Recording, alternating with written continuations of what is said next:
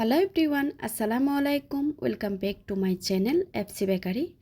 আজকে আমি আপনাদেরকে তৈরি করে দেখাবো গায়ে হলুদ স্পেশাল থিম কেক। আর এটা আমি চুলায় তৈরি করে দেখাবো। যাদের কাছে ওভেন নেই তারাও এই কেকটা তৈরি করতে পারবেন। ডিটেলস আকারে শেয়ার করেছি। চলুন তাহলে রেসিপিটি দেখে নেওয়া যাক। প্রথমে আমরা কেকের বেসটা তৈরি করে নিব।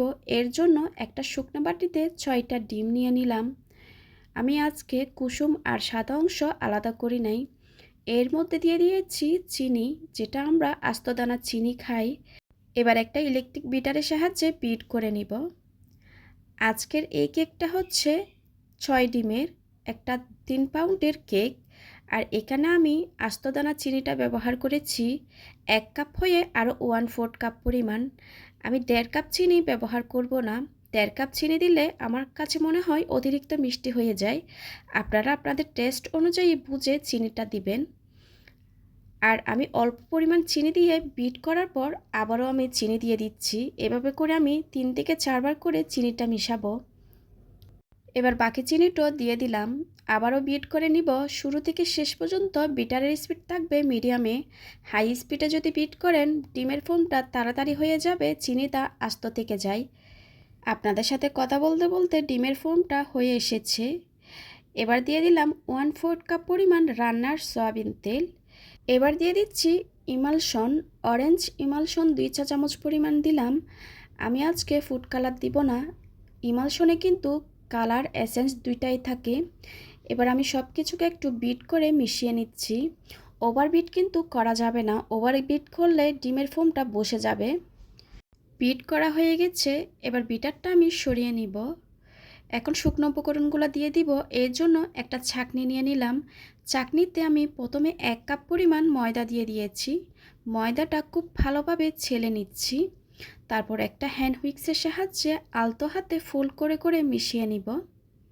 আপনারা যেরকম স্ক্রিনে দেখতে পাচ্ছেন, আমি কিন্তু তাড়াহুড়া করছি না, খুব আলতো হাতে ফোল্ড করে করে শুকনো উপকরণগুলো মিশিয়ে নিচ্ছি। এবার আমি আরও 1/2 কাপ পরিমাণ ময়দা দিয়ে দিলাম।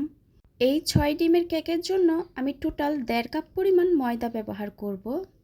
আবারও শুকনো উপকরণগুলো আলতো হাতে মিশিয়ে নিচ্ছি। আর আমি শুকনো উপকরণগুলো একবারে না দিয়ে 2 থেকে 3 বার করে দিচ্ছি।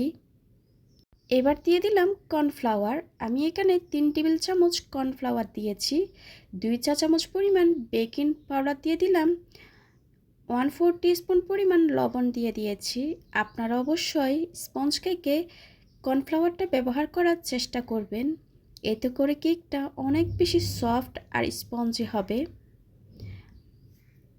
শুকনো উপকরণটা খুব ভালোভাবে আমি মিশিয়ে নিয়েছি।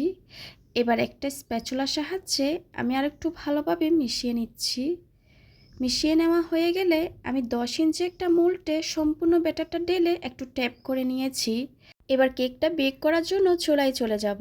চুলায় আগে থেকে একটা পাতিল বসিয়ে রেখেছি। পাতিলটা আমি 10 মিনিটের জন্য গরম করে নিয়েছি। এবার কেকের মোল্ডটা বসিয়ে দিয়ে আমি এই কেকটাকে বেক করে নিব 30 থেকে 35 মিনিট পর্যন্ত। আপনারা অবশ্যই 30 মিনিট পর একটু টুথপিক দিয়ে চেক করবেন কেকটা হয়েছে কি না। আমার কেকটা হতে সময় লেগেছিল 35 মিনিট। দেখতেই পাচ্ছেন উপরে কিন্তু খুব সুন্দর একটা কালার এসেছে। এবার কেকটাকে আমি নামিয়ে নিয়ে ঠান্ডা করে নিব। অফ ক্যামেরায় কেকটা আমি স্লাইস করে নিয়েছি। দেখতেই পেরেছেন কেকটা কিন্তু একদমই চুপসে যায় নাই। আপনারা যদি আমার রেসিপিটা হুবহু ফলো করেন আপনাদের কেকও অনেক বেশি সফট আর স্পঞ্জি হবে, আর একটুও চুপসে যাবে না। কেকটা আমি বেক করেছি 10 ইঞ্চি মোল্ডে।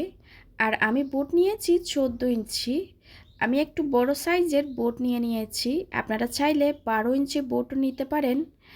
খুব ভালোভাবে সুগার সিরাপ দিয়ে আমি এখন ক্রিম দিয়ে দিলাম।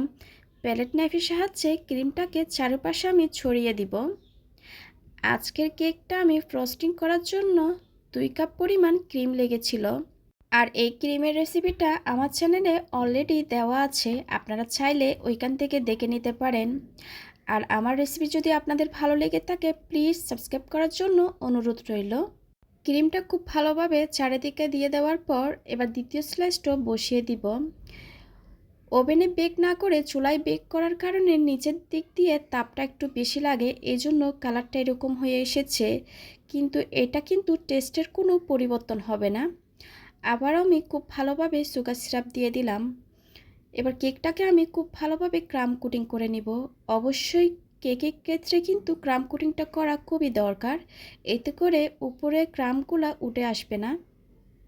কেকের সাইডে খুব ভালোভাবে ক্রিমটা দিয়ে দেওয়া হয়ে গেলে আমি উপরেও ক্রিম দিয়ে দিব।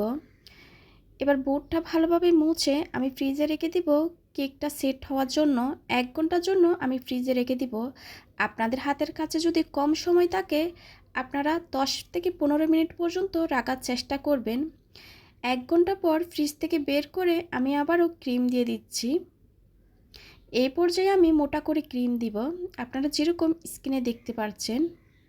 আমার চ্যানেলে অনেকগুলো কেকের রেসিপি আছে, আপনারা চাইলে ওইখান থেকে যে কোনো রেসিপি দেখতে পারেন। কেকের সাইডে খুব ভালোভাবে ক্রিম দেওয়া হয়ে গেলে উপরেও আমি ক্রিম দিয়ে দিচ্ছি। আপনারা যদি কিছু বুঝতে না পারেন সেটা আমাকে কমেন্ট সেকশনে গিয়ে কমেন্ট করতে পারেন, আমি অবশ্যই আপনাদের প্রশ্নের উত্তরগুলো দেওয়ার চেষ্টা করব। আপনাদের সাথে কথা বলতে বলতে আমি খুব ভালোভাবে ক্রিমটা দিয়ে দিয়েছি। এখন একটা প্যালেট নাইফের সাহায্যে ক্রিমগুলো আমি সমান করে দিচ্ছি। এবার কেকের সাইডে আমি একটা স্ক্রাবারের সাহায্যে স্মুথ একটা ফিনিশিং দিয়ে দিচ্ছি। কেকের সাইডে স্মুথ একটা ফিনিশিং চলে আসলে প্যালেট নাইফ দিয়ে আমি স্মুথ করে নিব। আর যতবার আমি প্যালেট নাইফ দিয়ে করব ততবার প্যালেট নাইফটা মুছে নিয়েছি। আগে থেকে আমি কিছু ফন্ডেন্ট টপার তৈরি করে রেখেছি। এবার কেকের উপর একে একে ফন্ডেন্ট টপারগুলো বসিয়ে দিচ্ছি।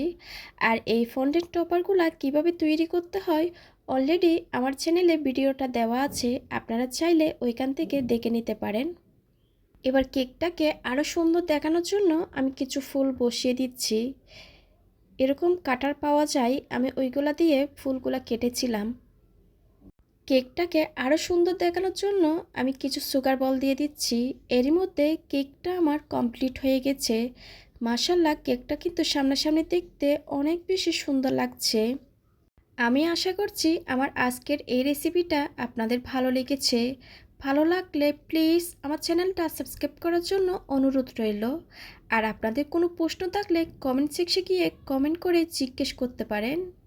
আজকের ভিডিও দেখার জন্য সবাইকে অনেক ধন্যবাদ। সবাই খুব ভালো থাকবেন, সবাই সবার জন্য দোয়া করবেন। আল্লাহ হাফেজ।